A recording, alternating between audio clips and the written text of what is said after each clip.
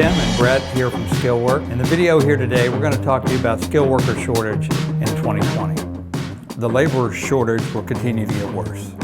You know, the studies confirm that already now in 2020, we've got a shortage of over 1 million skilled workers that we need out there that we don't have. Even though there's a big push to get more kids into trade school and get more training and those type of things, the reality is the problem is going to grow to over 2 million by the year 2025. One of the main drivers of that is we've got an aging workforce with the baby boomer generation who over the next 5 to 7 years is going to be leaving the workplace. Basically, the number of younger people coming behind them, whether it's the millennial generation or other generations or generational age groups, you know, there's just not as many coming behind them to fill it at this time. So, you know, this whole problem has really been created over the last 20 years. You know, it's well talked about and well documented,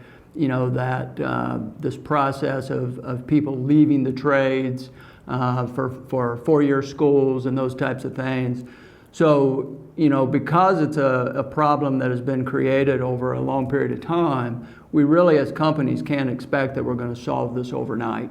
Yeah, and I think, you know, companies recognize that, so they're doing what they can, throwing resources and looking at different approaches. But generally speaking, the traditional methods that we see companies using, posting jobs, expecting candidates to walk in, doing the traditional interviews, resume searches, that's just not as effective as it used to be. And with this growing gap that we're seeing, they're going to have to come up with a different approach and way to be able to fill the vacuum you talked about, Brett. Yeah, I mean, you've got to use all resources. You know, I think strongly that, you know, the talent is out there. You just got to find the talent and get it to where you need it. You know, like you said, the idea of posting a job and waiting for somebody to walk in the door and hire them for that is just becoming a much more difficult, you know, scenario or solution anymore. Yeah, and you know, and the aging workforce, just by the fact that they have been there a long time, that experience is walking out the door as well. So we're seeing not only a